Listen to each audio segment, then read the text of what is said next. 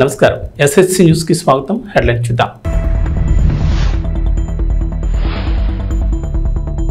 ప్రధానితో చంద్రబాబు భేటీ, రాష్ట్రానికి సంబంధించిన కీలక అంశాలపై చర్చ.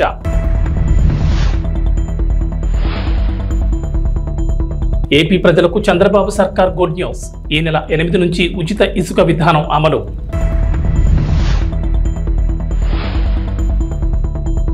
కేసీఆర్ కు మరో భారీ షాక్, కాంగ్రెస్ లోకి 6 ఎమ్మెల్సీలు. తెలంగాణకు రెయిన్ అలర్ట్, ఈ నెల 7, 8 తేదీల్లో పలు జిల్లాల్లో భారీ వర్షాలు. ఆంధ్రప్రదేశ్ ముఖ్యమంత్రి నారా చంద్రబాబు నాయుడు ఢిల్లీ పర్యటనలో బిజీగా గడిపారు. ప్రధాని నరేంద్ర మోడీ కేంద్ర మంత్రుల్ని కలిశారు. రాష్ట్రానికి సంబంధించి కీలక అంశాలను ప్రస్తావించారు. ప్రధాని మోడీతో భేటీలో ముఖ్యంగా 7 అంశాలపై చంద్రబాబు చర్చించారు. రాష్ట్రానికి స్వల్ప కాలానికి ఆర్థికంగా చేయూతనివ్వమని కోరారు. పోలవరం ప్రాజెక్టు నిర్మాణం పునఃప్రారంభానికి వెంటనే చర్యలు తీసుకోవాలని విన్నవించారు. రాజధాని అమరావతి ప్రాంతాల్లో ముఖ్యమైన మౌలిక వస్తువులు, ప్రభుత్వ భవనాల సముదాయం పూర్తికి సమగ్ర ఆర్థిక సాయం అందించాలని కోరారు. పారిశ్రామిక అభివృద్ధికి ప్రోత్సాహకాలు, రాష్ట్రాలకు మూలధనం వ్యయం అందించే ప్రత్యేక పథకం కింద ఆంధ్రప్రదేశ్కు అదనపు కేటాయింపులు జరిపి రోడ్లు, బ్రిడ్జిలు, సాగునీరు, తాగునీటి ప్రాజెక్టులు పూర్తయ్యేలా చూడాలన్నారు. చంద్రబాబు బుందేల్ఖండ్ ప్యాకేజ్ తరహాలో రాష్ట్రంలోని వెనుకబడిన ప్రాంతాలకు సాయం చేయాలని కోరారు. అలాగే దుగ్గరాజపట్నం పోర్ట్ పూర్తి చేసేలా రాష్ట్రానికి చేయూతను అందించాలన్నారు చంద్రబాబు. ప్రధానంగా రాష్ట్ర ఆర్థిక పరిస్థితి సరిగ్గా లేదని, వచ్చే ఆదాయం జీతాలు, పింఛన్లు, అప్పులు తీర్చడానికి కూడా సరిపోవడం లేదని కేంద్రం చేయూత ఇవ్వాలని కోరారు. మిగిలిన రాష్ట్ర సమస్యల్ని ప్రధాని దృష్టికి తీసుకెళ్లారు. ప్రధానంగా పోలవరం ప్రాజెక్టు, జలవనరులు, రోడ్లు, రాజధాని నిర్మాణాలను గత ప్రభుత్వం విస్మరించడంతో రాష్ట్రం తీవ్రంగా నష్టపోయిందన్నారు. కేంద్రం ఆర్థికంగా చేయూతనివ్వకపోతే ఈ సవాళ్ల నుంచి బయటపడడం కష్టమన్నారు ముఖ్యమంత్రి. ప్రధాని మోడీ నాయకత్వంలో ఆంధ్రప్రదేశ్ మళ్లీ బలమైన పవర్ హౌస్గా అవతరిస్తుందని తనకు పూర్తి నమ్మకం ఉందన్నారు. ఆంధ్రప్రదేశ్ ప్రభుత్వం కీలక నిర్ణయం తీసుకుంది. ఈ నెల 8 నుంచి ఉచిత ఇసుక విధానం అమలు చేయనుంది. ఉచిత ఇసుకపై గనుల శాఖ అధికారులు మార్గదర్శకాలు సిద్ధం చేశారు. సోమవారం నుంచి ఈ మార్గదర్శకాలు అమలు సిద్ధమైనట్లు తెలుస్తోంది. ఈ మేరకు ప్రభుత్వం కీలక మార్గదర్శకాలను రూపొందించింది. ఇకపై ప్రభుత్వం రూపాయి కూడా ఇసుక నుంచి తీసుకోకూడదని నిర్ణయించింది. ఇప్పటి వరకు టన్ను ఇసుకను 475 రూపాయలు చొప్పున విక్రయించగా ఇందులో కాంట్రాక్టర్ తవ్వకాలు, రవాణా ఖర్చు 100 తీసేస్తే మిగిలిన 375 రూపాయలు ప్రభుత్వానికి వచ్చేది. తాజా నిర్ణయం ప్రకారం 375 కాకుండా కేవలం 88 మాత్రమే వసూలు చేయనున్నారు. ఈ డబ్బులు కూడా స్థానిక సంస్థలకు జమ చేయనున్నారు. ఇందులో సేనరేజ్ ఛార్జ్ కింద 66 రూపాయలు టన్నుకు తీసుకుంటున్నారు. ఈ 66 రూపాయలను నేరుగా జిల్లా, మండల పరిషత్తులు, పంచాయతీలకు చేరుతుంది. 19.80 జిల్లా ఖనిజ నిధి కింద వసూలయ్యే మొత్తం రీచ్ ప్రాంత అభివృద్ధికి జిల్లా ఖాతాలోకి వెళుతుంది. 1.32 గనుల శాఖలో ఖనిజ అన్వేషణ ట్రస్ట్కు వెళ్లనుంది. గతంలో ఉన్న విధానంతో పోలిస్తే ఇసుక ప్రతి టన్నుకు 287 భారం తగ్గుతుందని అధికారులు చెబుతున్నారు. ఆంధ్రప్రదేశ్లో రేషన్ పంపిణీకి సంబంధించి పౌర సరఫరాల శాఖ మంత్రి నాదెండ్ల మనోహర్ కీలక వ్యాఖ్యలు చేశారు. గత ప్రభుత్వ హయాంలో రేషన్ మాఫియాలో ప్రధాన భాగస్వాములు ఎండియు వాహనాల నిర్వాహకులేనని ఆరోపించారు. వైఎస్ఆర్సీపీ ప్రభుత్వంలో రేషన్ డోర్ డెలివరీ పేరుతో 9,260 వాహనాలు కొనుగోలు చేసిన విషయాన్ని గుర్తు చేశారు. దీంతో పౌర సరఫరాల సంస్థకు 1,500 కోట్ల నష్టం జరిగిందన్నారు. రాష్ట్రంలో ఎండియూల ద్వారా రేషన్ పంపిణీ చేయడంపై త్వరలోనే చర్చించి ఓ నిర్ణయం తీసుకుంటామని తెలిపారు.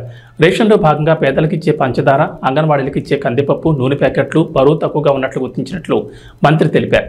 ఈ కారణంగానే రాష్ట్ర వ్యాప్తంగా కందిపప్పు, పంచదార, నూనె, ఇతర ప్యాకెట్ల పంపిణీ నిలిపివేయాలని మంత్రి అధికారులను ఆదేశించారు. అలాగే ప్రస్తుతం నిలిపేసిన పంచదార, కందిపప్పు, ఇతర వస్తువుల్ని త్వరలోనే రేషన్ కార్డుదారులకు అందజేస్తామన్నారు మంత్రి. రేషన్ విషయంలో జాగ్రత్తలు తీసుకుంటామని, అవినీతికి తావు లేకుండా చర్యలు తీసుకుంటామని అన్నారు. 7,615 మెట్రిక్ టన్నులు సీజ్ చేశాం ఒక్క రోజులోనే. ఈ రోజున మళ్ళీ ఉదయం నుంచి ప్రారంభించాం. ఒక 3 చోట్ల మాకు స్పష్టంగా ఆధారాలు దొరుకుతున్నాయి. ఎన్ని కోట్ల రూపాయలు ఈ విధంగా ప్రజాధనాన్ని సొంత లాభం కోసం, ఒక కుటుంబం కోసం ఉపయోగించుకున్నారో మీ అందరికీ బాగా తెలుసు. కాబట్టి ఆ మార్పు ప్రజలు కోరుకున్నారు. ఆ మార్పు మేము చేసి చూపిస్తాం. కాకినాడ పోర్ట్ అంటేనే అందరు భయపడుతున్నారు. ఈ రోజున ఏ స్థాయికి వెళ్ళారంటే సొంత వెసల్ మెయింటైన్ చేసుకుంటున్నారు వాళ్ళు. అంటే ఎంత రైస్ ఇక్కడి నుంచి ఎక్స్పోర్ట్ అయిపోయిందో ఆఫ్రికా దేశాలకి మీకు అర్థం అవుతుంది. సొంత వెసల్ మెయింటైన్ చేసుకునే స్థాయికి వీళ్ళు ఎదిగారు. ఇతర దేశాల్లో వీళ్ళకి అకౌంట్స్ ఉన్నాయి.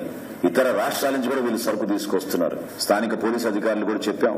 టోల్ గేట్ల దగ్గర సీసీటీవీ ఫుటేజ్ తీసుకుని గత 10 రోజుల నుంచి, అంటే నా పర్యటన ఉందని తెలుసుకుని 3-4 రోజుల నుంచి కూడా చాలా స్టాక్స్ లిఫ్ట్ చేసేశారు. ఇది చాలా పెద్ద కార్టెల్ ఏర్పడ్డారు. కాబట్టి వీళ్ళందరి పైన కూడా క్రిమినల్ యాక్షన్ తీసుకుంటాం. అందులో ఏమాత్రం కూడా హెసిటేట్ చేసేది లేదు. లావాన్ ఇంటర్నేషనల్, రెండోది అయ్యప్ప ఎక్స్పోర్ట్స్ అంటున్నారు. అది బీబో వాళ్ళు టేక్ ఓవర్ చేసి నడిపిస్తున్నారు.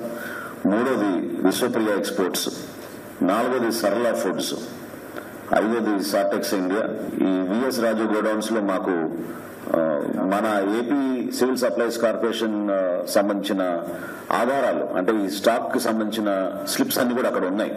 సరుకు లేదు కానీ అక్కడ గోడౌన్ లో మాకు దొరికినాయి కాబట్టి టాలీ చేసి చూస్తే 2023-24 సంబంధించిన సరుకుగా దాన్ని నిర్ధారించాం. కాబట్టి వాళ్ళపైన కూడా కేసులు పెట్టి ముందుకెళ్తున్నాం. కొంతమంది చాలా పెద్దవాళ్ళు మాకు అన్ని విధాలుగా సపోర్ట్ ఉందని అనుకుంటున్నారు. ఐఎమ్ సారీ, ఇన్ని రోజులు మీరు చేశారు, ఇప్పుడు మాత్రం జరగదు. ఖచ్చితంగా యాక్షన్ తీసుకుంటాం. మాకున్న గోడౌన్స్ కానివ్వండి, ప్రైవేట్ గా తీసుకున్న గోడౌన్స్ లో కానివ్వండి, ఎక్కడ అవకతవకలు జరుగుతున్నాయో, ఏ విధంగా రవాణా జరుగుతుందో వీటన్నిటిపైన కూడా డెఫినెట్ గా ప్రతి జిల్లాలో కూడా ఈ విధంగానే సమీక్షా సమావేశాలు ఏర్పాటు చేసుకుని కొన్ని చర్యలు తీసుకుంటాం. ఎందుకంటే ఇక్కడ ఒక మాఫియా ఏర్పడింది, వ్యవస్థీకృత మాఫియా, మామూలుగా లేదు. సామాన్యుడి పొట్టగొట్టి 39 రూపాయలు పర్ కిలో బియ్యం మీకు సరఫరా మేము కొని మీకు ఇస్తుంటే రూపాయికి 8 రూపాయలకి 10 రూపాయలకి ఈ దళారులు వచ్చి ఈ మాఫియా ఏర్పాటు చేసి ఒక కార్టెల్ గా వీరు ఏర్పడి కాకినాడ పోర్టుని అడ్డగా మార్చుకుని రాష్ట్ర వ్యాప్తంగా ఇక్కడ తీసుకొచ్చి ఇది ఒక భారీ దందాకి వీళ్ళు పాల్గొన్నారు. మాజీ ముఖ్యమంత్రి భారత రాష్ట్ర సమితి అధినేత కె చంద్రశేఖరరావుకు వర్ష షాకులు తగ్గుతున్నాయి. గత ఏడాది జరిగిన అసెంబ్లీ ఎన్నికల్లో ఓటమితో డేలాపడ్డ కేసీఆర్ కు నేతలు ఒక్కొక్కరుగా పార్టీని వీడుతున్నారు. కాంగ్రెస్ ఆపరేషన్ ఆకర్ష్ కు బీఆర్ఎస్ విలువలాడుతోంది. కాంగ్రెస్ లోకి బీఆర్ఎస్ వలసల పరంపర కొనసాగుతోంది. తాజాగా బీఆర్ఎస్ కు చెందిన 6 ఎమ్మెల్సీలు కాంగ్రెస్ లో చేరారు.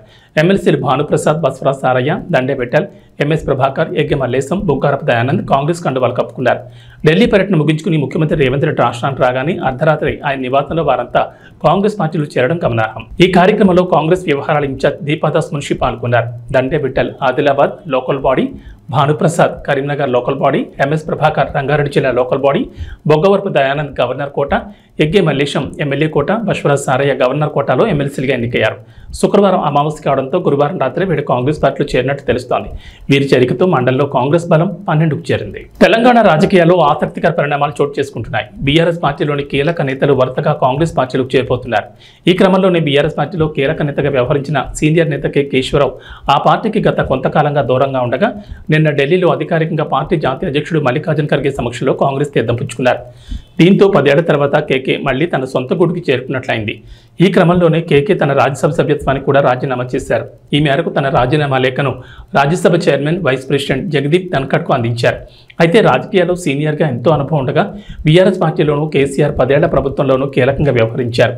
ప్రభుత్వం ఏ నిర్ణయం తీసుకున్నా అందులో కేకే సలహాలు, సూచనలు ఖచ్చితంగా ఉండేవి.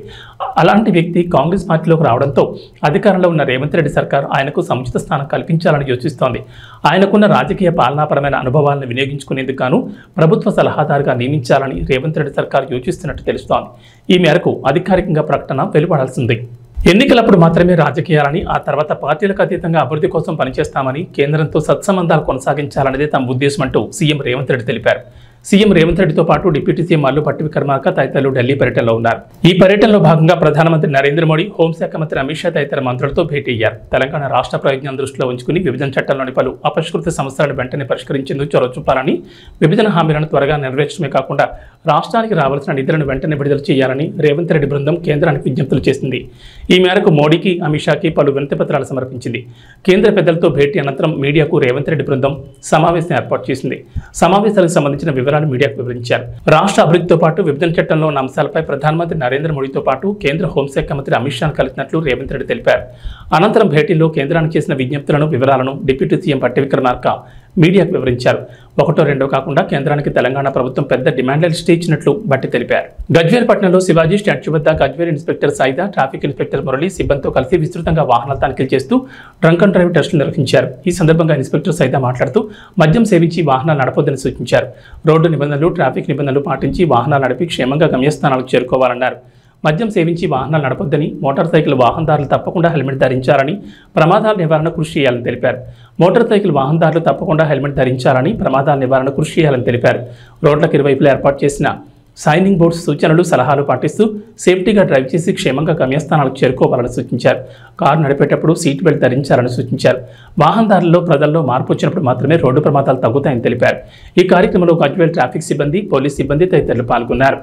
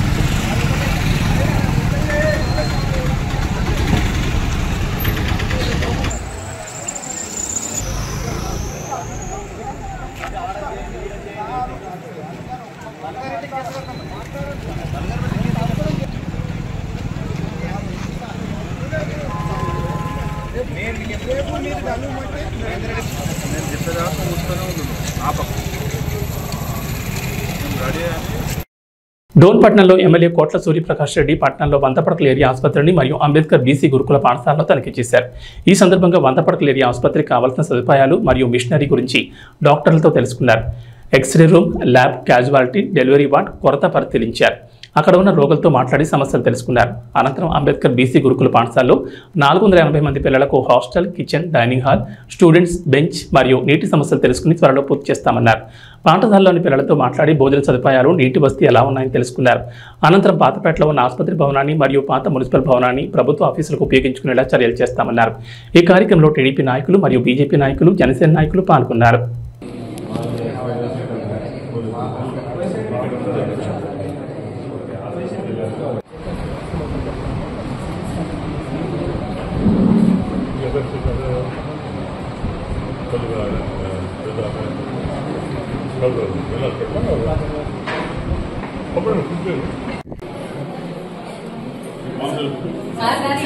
పచ్చడి ఇస్తాం సార్. ఒకసారి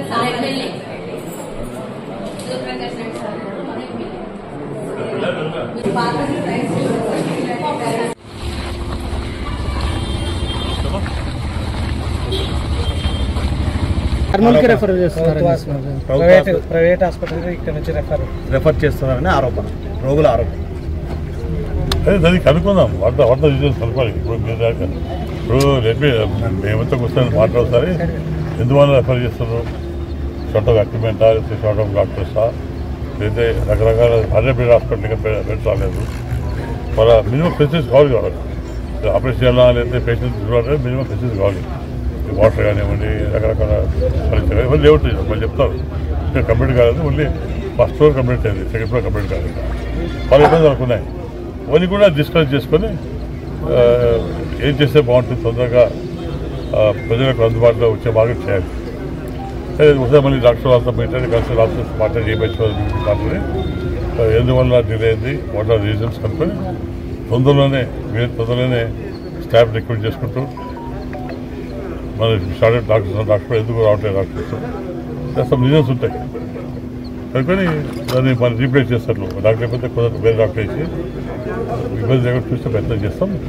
సో నేను సుమారు ఎప్పుడైనా మంచి డిస్కస్ చేసి వాళ్ళ ప్రాబ్లం డాక్టర్ చెప్పాను. నేను వాళ్ళ ప్రాబ్లమ్స్ ఏంటి, వాళ్ళ ఏమైనా తక్కువనే వాళ్ళ స్టాఫ్ కానివ్వండి, నిజంగా మామూలుగా ఇన్పేషెంట్స్ ఫుడ్ సిస్టమ్ కానివ్వండి, రకరకాల సమస్యలు కొన్ని డిస్కస్ చేసి దాన్ని తొందరగా మాట్లాడి తొందరగా 1 months దాన్ని కంప్లీట్ చేసి ప్రజలకు అందుబాటులో వస్తారు ప్రయత్నం చేస్తాం. అల్లూరు సీతారామరాజు ఒక పోరాట స్ఫూర్తి అని, వారి ధైర్య సాహసాలు యువతకు ఆదర్శనీయమని జిల్లా కలెక్టర్ పి రంజిత్ పాషా కొనియాడారు. అల్లూరు సీతారామరాజు 126వ జయంతి సందర్భంగా కలెక్టరేట్ కాన్ఫరెన్స్ హాల్లో జిల్లా గిరిజన సంక్షేమ శాఖ ఆధ్వర్యంలో అల్లూరు సీతారామరాజు చిత్రపటానికి జిల్లా కలెక్టర్ పూలమాలలు వేసి ఘనంగా నివాళులర్పించారు. ఈ సందర్భంగా జిల్లా కలెక్టర్ మాట్లాడుతూ భారత స్వాతంత్ర చరిత్రలో అల్లూరు సీతారామరాజు ఒక మహోజ్వల శక్తి అని, ఆయన జరిపిన పోరాటం స్వాతంత్రోద్యమంలో ఒక ప్రత్యేక అధ్యాయం అన్నారు. స్వాతంత్రోద్యమంలో పాల్గొని తనకంటూ ఒక ప్రత్యేక స్థానాన్ని చాటుకున్న విప్లవ వీరుడన్నారు. మన్యం వీరుడు అల్లూరు సీతారామరాజు స్ఫూర్తితో ప్రతి ఒక్కరూ సామాజిక బాధ్యత కలిగి ఉండాలన్నారు. అల్లూరు సీతారామరాజును ఆదర్శంగా తీసుకుని దేశ సమాజ సేవలో ప్రతి ఒక్కరూ భాగస్వాములు కావాలన్నారు. అల్లూరు సీతారామరాజు చరిత్రను విద్యార్థులంతా తప్పకుండా తెలుసుకోవాలని, అల్లూరి స్ఫూర్తిని ఆదర్శంగా తీసుకుని నిస్సహాయ స్థితిలో ఉన్న వారిని ఆదుకోవాలని కోరారు. అల్లూరు సీతారామరాజు 1897 సంవత్సరంలో జన్మించి కేవలం 27 ఏళ్లు మాత్రమే జీవించి సమాజం కోసం ప్రాణాలు అర్పించారని తెలిపారు. ఆయన మరణించి 100 సంవత్సరాలు గడుస్తున్నా ఇప్పటికీ స్మరించుకుంటున్నామని, దేశం కోసం, అడవి బిడ్డల సంక్షేమం కోసం పోరాడిన వ్యక్తి అల్లూరి సీతారామరాజు అన్నారు. అప్పట్లో బ్రిటిష్ వారు మన్యంలో ఉన్న గిరిజనులను ఎన్నో ఇబ్బందులు గురిచేసేవారని, అడవిలో ఉండే ఉత్పత్తులు సేకరించి అమ్ముకునే వారిపై దమనకాండ చేస్తుండగా బ్రిటిష్ వారిపై వివిధ రకాలుగా పోరాడి వారికి విముక్తి కల్పించిన వ్యక్తి అల్లూరి సీతారామరాజు అన్నారు. ఆయన పోరాటాన్ని స్ఫూర్తిగా తీసుకుని దేశ యువత ముందుకు సాగాలని కలెక్టర్ అన్నారు. ఉద్యోగ పర్వంలో ఏజెన్సీ ప్రాంతంలో సేవ చేసే సౌభాగ్యం తనకు కలిగిందని కలెక్టర్ తెలిపారు. జోహార్ అల్లూరి సీతారామరాజు, జోహార్ అల్లూరి సీతారామరాజు, పాకిస్తాన్ అల్లూరి సీతారామరాజు ఆశయాలను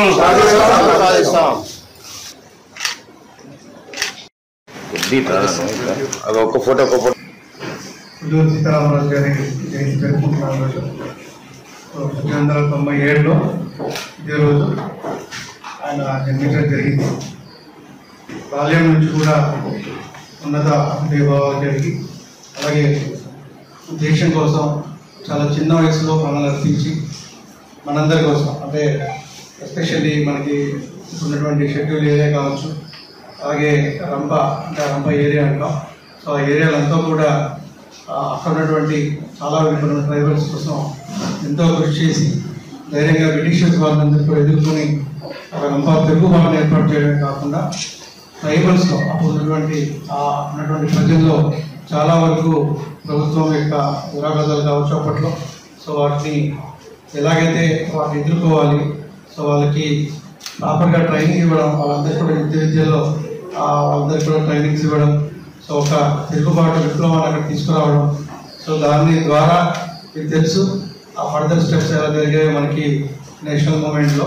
సో ఆ తర్వాత ఇప్పటికీ కూడా మనం 8 సంవత్సరాల తర్వాత కూడా ఒక వ్యక్తిని మనం గుర్తుపెట్టుకొని మరి ఆయన గురించి మాట్లాడుతూ ఆయన మళ్ళీ సరే స్మరించుకుంటున్నామంటే ఆయన చేసిన మంచి విషయాలు మనందరికీ ఆయన చేసినటువంటి అప్పుడు అంత ధీరోదాత్తంగా ఆయన పోరాడినటువంటి ఆ విలువలు కావచ్చు, ఆయన దేనికోసమైతే ఆ విప్లవాన్ని స్టార్ట్ చేశారో, దేనికోసమైతే ప్రాణాలను లెక్క చేయకుండా ఎదురుండి పోరాడారో దాన్ని, ఆ విలువల్ని, ఆ భావాల్ని, ఆ యొక్క ఏవైతే ఆశయాలు ఉన్నాయో అవన్నీ కూడా మనం ఇప్పటికీ కూడా ఇంకా మనకి చాలా చోట్ల ఇంకా వెనుకబడినటువంటి వాళ్ళు ఉన్నారు.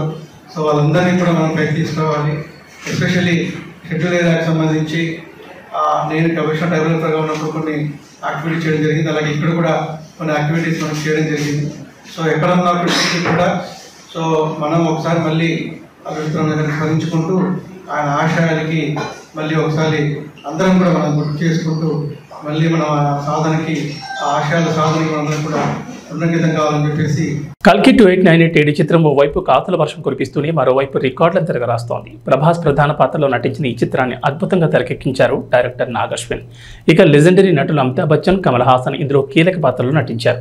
మొత్తానికి కల్కితో తిరిగి ఫామ్లోకి వచ్చిన ప్రభాస్కి తన పెద్దమ్మ కృష్ణరాజ్ భార్య శ్యామలాదేవి ఓ రిక్వెస్ట్ చేశారట. మన్యం వీరుడు అల్లూరి సీతారామరాజు జీవితంపై ఓ సినిమా చేయమని ప్రభాస్ను కోరతానని ఆమె అన్నారు. హైదరాబాద్ ట్యాంక్ బండ్ వద్ద క్షత్రియ సేవాసం నిర్వహించిన అల్లూరి సీతారామరాజు 127వ జయంతి వేడుకలో శ్యామలాదేవి పాల్గొన్నారు. ఈ సందర్భంగా మీడియాతో మాట్లాడుతూ ఈ స్టేట్మెంట్ ఇచ్చారు. అల్లూరి సీతారామరాజు పాత్రను కృష్ణరాజు గారు చేద్దామనుకున్నారు. ఆయన నా పాత్రలో చూడాలని మా అందరి కోరిక. కానీ ఆ తర్వాత కృష్ణ గారు చేశారు. చాలా మంచి సినిమా, పెద్ద హిట్ అయింది. ఇప్పుడు ఇన్ని సంవత్సరాల తర్వాత ఆ క్యారెక్టర్లో ప్రభాస్ను చూడాలని అభిమానుల కోరిక. వారి విన్నపాన్ని నేను బాబుకు విన్నవిస్తాను. ఆ క్యారెక్టర్కు ఏమాత్రం అవకాశం ఉన్నా ప్రభాస్ని చేయమని కోరుతాను. ప్రభాస్ని ఈ పాత్రలో చూస్తే సీతారామరాజు మళ్లీ పుట్టినట్లుగా అనిపిస్తుందని అభిమానులు అంటున్నారు. అది కూడా నేను ప్రభాస్ చెప్తానంటూ శ్యామలాదేవి అన్నారు. సీతక్క గారికి కూడా మా మాట మన్నించి వచ్చినందుకు ఆవిడకి కూడా మా ధన్యవాదములు. ఇంకో విషయం ఏంటంటే కమిటీ వారందరూ ఒకటి కోరారు. ఇప్పుడు కృష్ణరాజు గారు చేద్దాం అనుకున్నారు. ఆయన ఆ క్యారెక్టర్లో చూడాలని మా అందరి కోరిక. అలాగే తర్వాత కృష్ణ గారు చేశారు.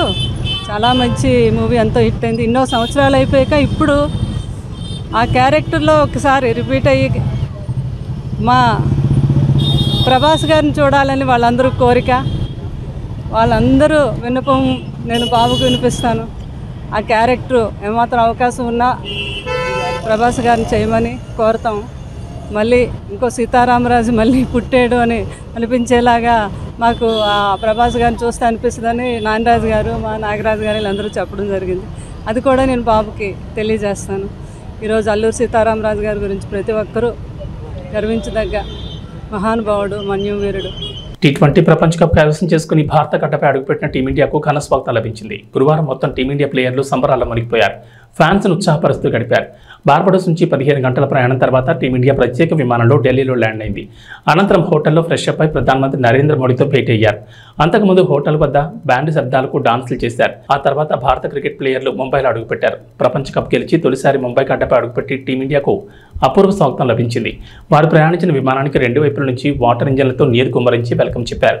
విజయోత్సవ ర్యాలీ సాగిన మెరైన్ డ్రైవ్ రోడ్ జనసంద్రాన్ని కల్పించగా అనంతరం వాంకడేలో ఏర్పాటు చేసిన కార్యక్రమంలో టీమిండియా ప్లేయర్లు భావోద్వేగానికి గురయ్యారు.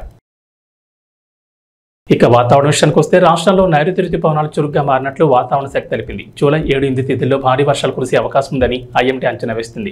జూలై 7న ఆదివారం భద్రాద్రి కొత్తగూడెం, ఖమ్మం, నల్గొండ, సూర్యాపేట, నాగర్ కర్నూలు, వనపర్తి జిల్లాలోను, జూలై 8 సోమవారం మంచిర్యాల, కరీంనగర్, పెద్దపల్లి, జయశంకర్ భూపాలపల్లి, ములుగు, మహబూబాబాద్, వరంగల్, హనుమకొండ, జనగాం జిల్లాలో భారీ వర్షాలు కురుస్తాయని పేర్కొంది.